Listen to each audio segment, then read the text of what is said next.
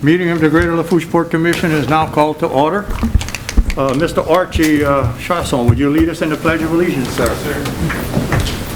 Pledge allegiance to the flag of the United States of America and to the republic for which it stands, one nation, under God, indivisible, with liberty and justice for all. As a reminder to everyone, please turn off your cell phones or at least put them on vibrate or silence. Thank you. Okay, I need a roll call. Yes, sir. Secretary. Seat A, Chucky Sheremy, absent.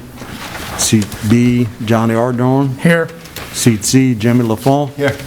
Seat D, Rodney J. Gisclair Sr. Here. Seat E, Curtis Pierce. Here. Seat F, Larry Griffin. Here. Seat G, John Mellison. Here. Seat H, Mike Colley here. Seat I, Chris Colley. Here. We have a quorum, Mr. President. Thank you, Mr. Colley. Or Mr. Vice President, excuse me. Chucky wouldn't like that. Anyway. I need a motion to approve the minutes. Move. Moved by Mr. Mellison, second by Mr. Lafont. Any comment? All in favor? Aye. Any opposed? Motion passed. Next, we move on to the Executive Director's Report. Thank you, Mr. Vice President. Chasson? First, there's our Northern Expansion projects. Northern Expansion Slip C 1,500-foot east sweep dredging, PCOL and Associates. Yes, Magnolia Dredge and Dock is the contractor. They are complete, and the lien period is up. We do have a clear lien certificate for approval on the agenda, and they have also requested retainage on the project. Any questions? Okay, Northern Expansion Slip C and Flotation Canal 1,500-foot bulkhead. Yes, we accepted bids on July 28th, and APC Construction LLC was the low bidder in the amount of $8,913,276. We had 13 bids. Several of them were pretty close, but we do recommend that you award to the low bidder, APC. Any questions? Thank you, Joe. Thank you. Northern Expansion Slip D and Bayou Lafourche Dredge, GIS Engineering. Okay, Crosby Dredging is the contractor on this project. You can see how much he's gotten done in Slip D. He's going a little slow. We expect him to be finished toward the end of October, although his time is going to run out at the end of September. Okay. Any questions? And then I wanted to let you know the liquidated damages of $500 a day. $500 a day. Okay. Thank you, Mr. Plaisance. All right. Northern Expansion, GLF 626 Site Improvements, Angela Picciola.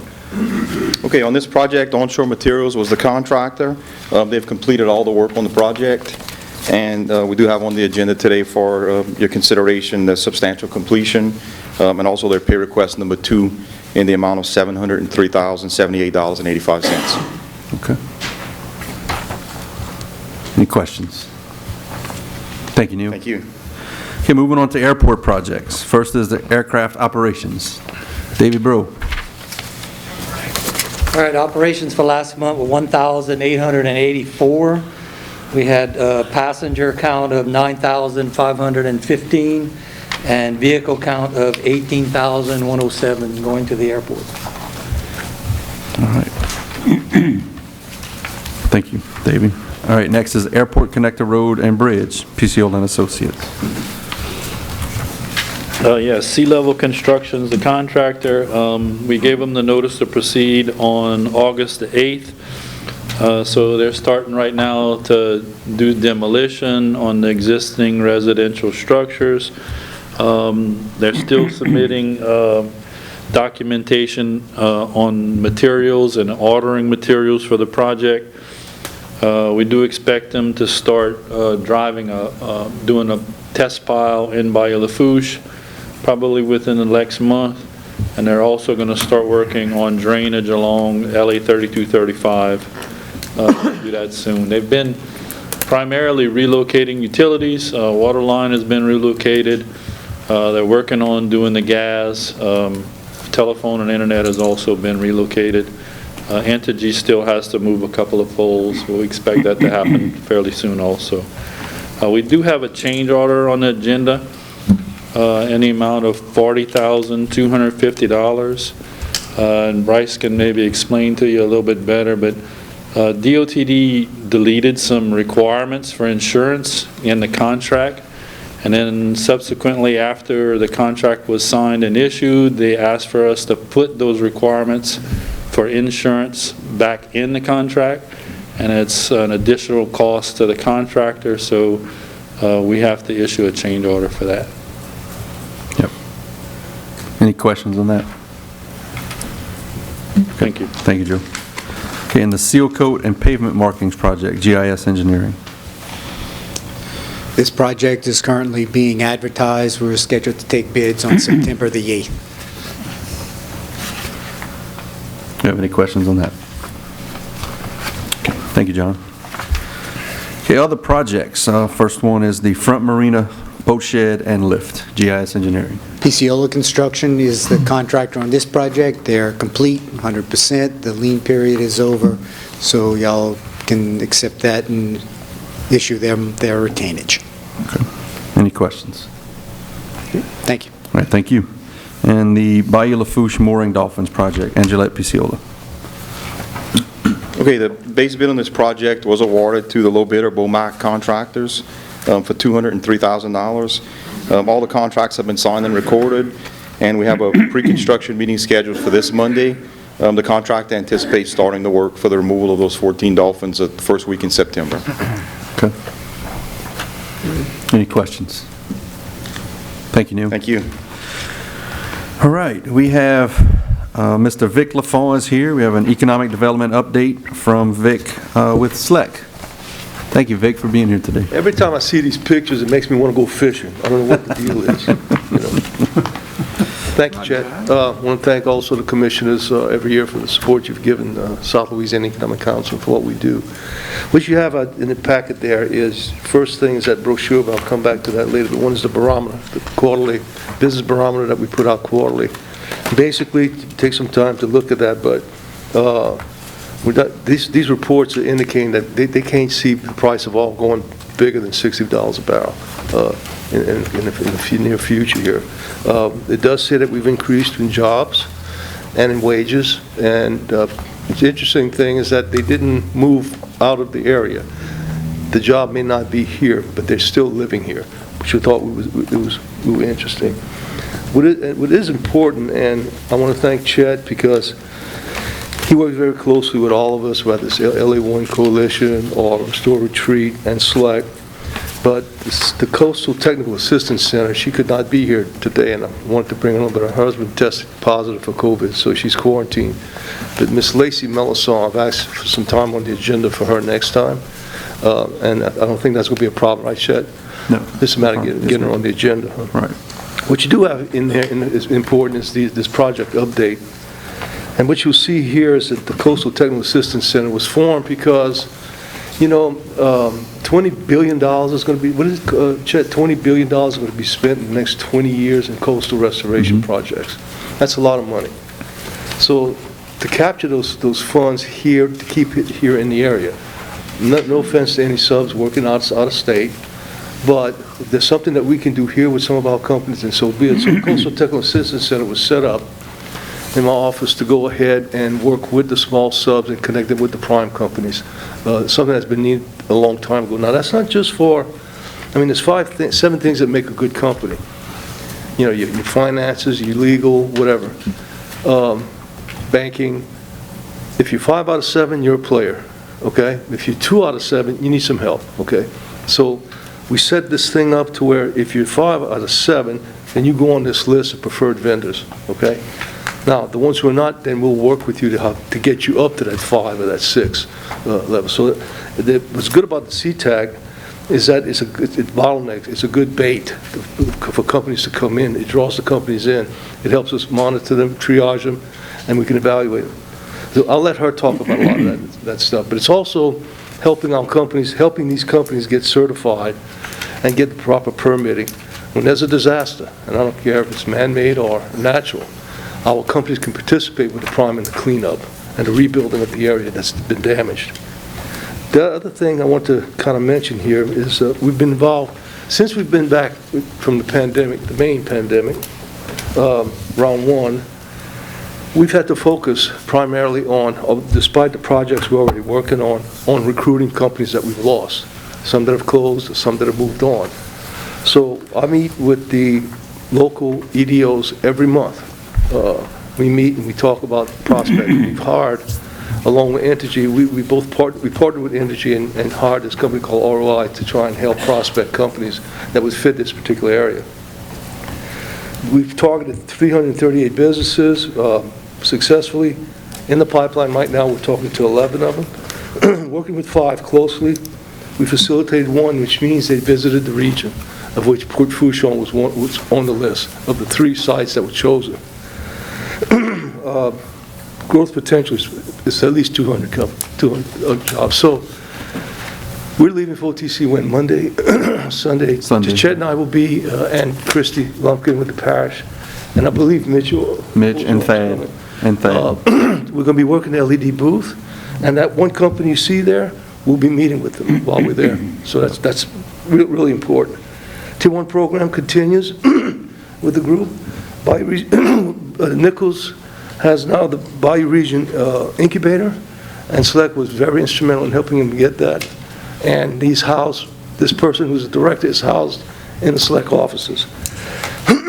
Let's see. Diversification. Tell you what, there's something about our people. The companies that have survived all of this have diversified within themselves. Nobody came and rescue them. They're diversified. I don't want to cite companies without their permission, but they've done a good job of doing that. Working on getting broadband access to the rural areas. We've had the Manning Passing Academy fairly recently. Let's see, Bayou Region. We have probably the first business emergency operating center in the state. We have the statewide LABOC, but we're the only region that's connected to the statewide initiative, which is connected to the governor's office. And we're applying right now for program money on how to set it up, but we have the room. Some of y'all have been to it before. Chet is not just a boardroom, it is a business operations center. And that's for any disaster, which means economic also. But it'd be great right now if we were really up and running like we need to be for this pandemic. Which leads to, we've got a grant from EDA, and that grant is it's post-COVID assistance to companies that have been damaged. We haven't received the money yet, we're still working on the CEA, but we'll be hard at work working with companies, bringing them technical assistance, whether they need a website, they need another business plan. Everybody's having to redefine themselves, even Select these days. Some of the interesting initiatives we've done, and I won't cite everything on here, but the interesting things is, I don't know if you folks remember when we had a cyber breach of the school system, and then of course the city of New Orleans. This was a while back, Chet, when was that, about 2 years ago? Yeah. Well, they sent out alert, the governor's office sent out alert to 8 regionals across the state. I'm one of them. And they were asking for any company in our area that had any expertise, an IT person on board that had any expertise in cyber defense. Well, we tried to call all these guys in and gals, but it was too late. So what I did a pilot with a company out of Virginia. This was right before the pandemic, and I wish Joe Jean was here because he participated as a participant, not as a legislator. And we had 11 companies who had IT experience but didn't have that background. Came in, put them to a three-hour course 5 times. We didn't make the 5th one because the pandemic hit, but it was still enough for us to put together a team. So the important thing is that if we do have a cyber breach in this Bayou region, we have a team that we can call in a second to help us fight it.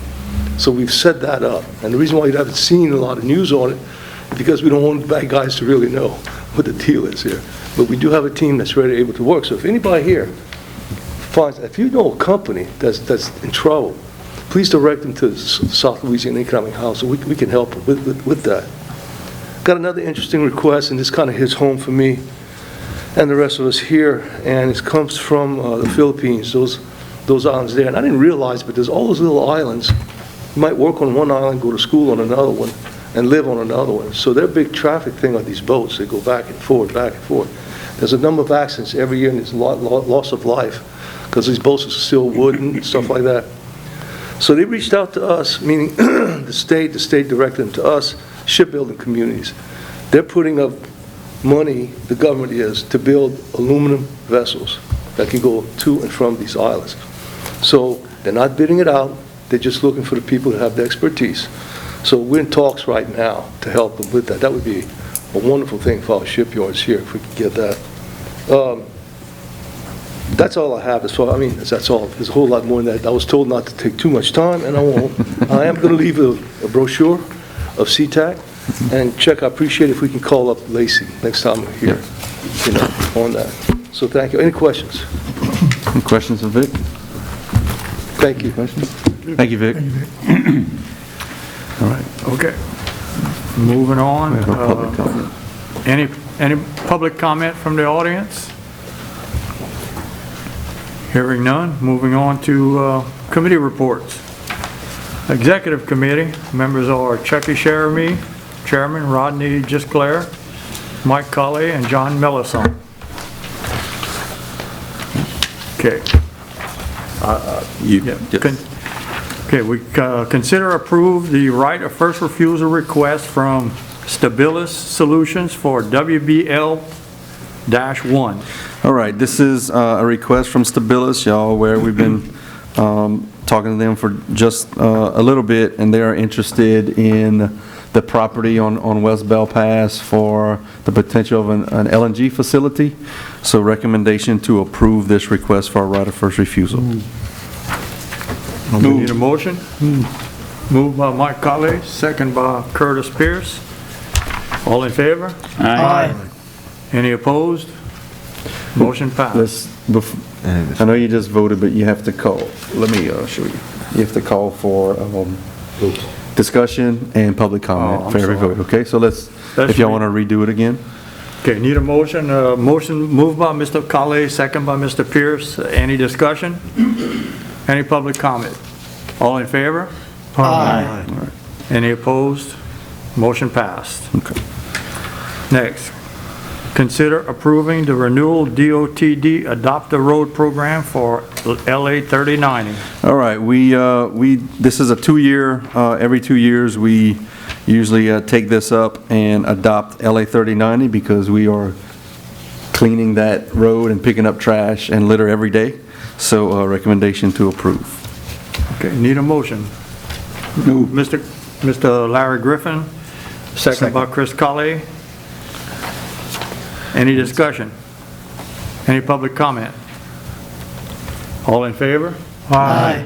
Any opposed? Motion passed. Next, consider approving the request from 601-LLC to assign lease site GLF 210. All right, this is the Quality Preheat Coastal Distributors facility. They are requesting to assign their lease to a company that the parent company is Hudson Services Incorporated. They're creating an LLC. Recommendation to approve. Need a motion? Moved by Mr. Mellison, second by Mr. Ordorn. Any discussion? Any public comment? All in favor? Aye. Opposed? Motion passed. Next, consider approving the purchase of wharf and pile clusters from Parish Williams. Okay, we discussed this on Monday evening. There's a wharf